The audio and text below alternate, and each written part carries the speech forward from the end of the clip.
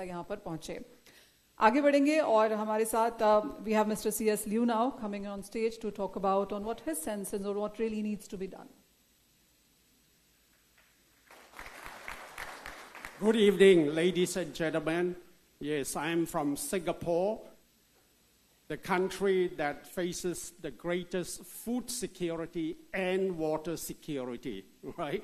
So we don't have land to grow food.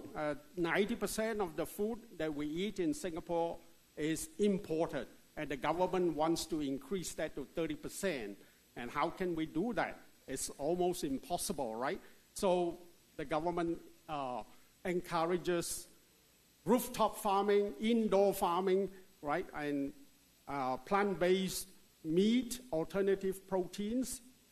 But I think, in my opinion, that will not solve the problem because, people are used to eating real food, right? So for that, I have to say, if I want to use India as an example, how food security is being addressed, I have to say India is an amazing country. From the 50s and 60s, ship to mouth, okay? In the 50s and 60s, it's ship to mouth, meaning you get a lot of food donated to you during those days. But today, India is a food export powerhouse.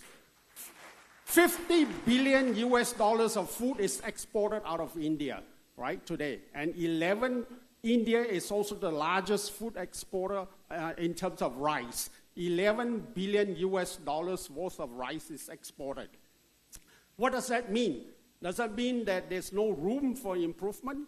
Lots of room for improvement. I was over in Gujarat just 2 weeks ago, and I could see that yield of many crops are way below the top yielding countries in the world for the same crops. So if India can improve yield alone, your $50 billion worth of exports will be $100 billion, $200 billion, right? So there's a lot of room for improvement just by changing some cultural practices. Instead of flooded, irrigated rice, you can actually grow rice on an upland basis, right? Using drip irrigation and mulching.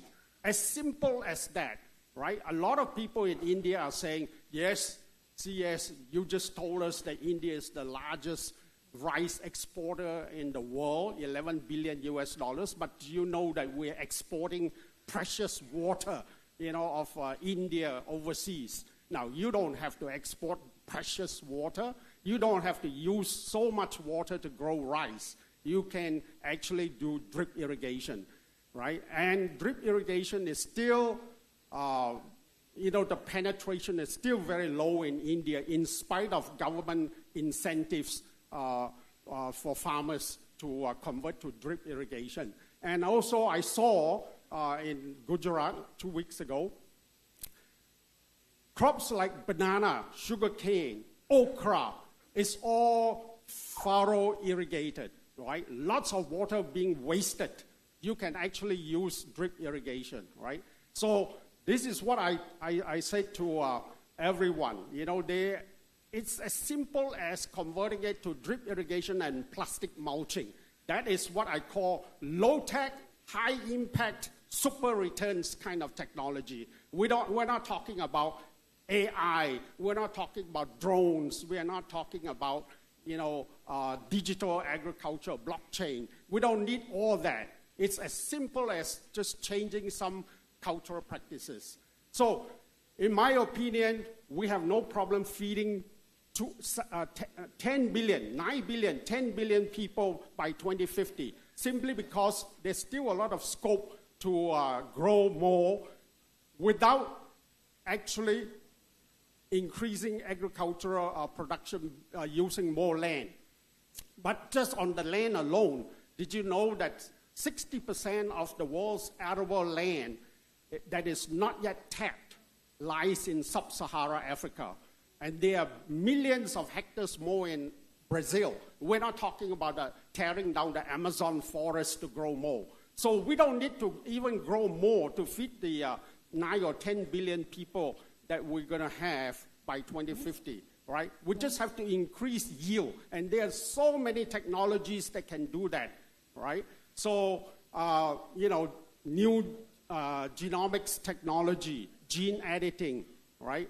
And what I had said earlier, low-tech, high-impact, super returns kind of technology. So there are lots of technologies out there that are not even deployable today. They are not deployed simply because the farmers are not getting a return on investment if they were to adopt some of these new technologies, right? So we'll talk about farmer dignity. What dignity that is more important than making farmers earn a good living, right?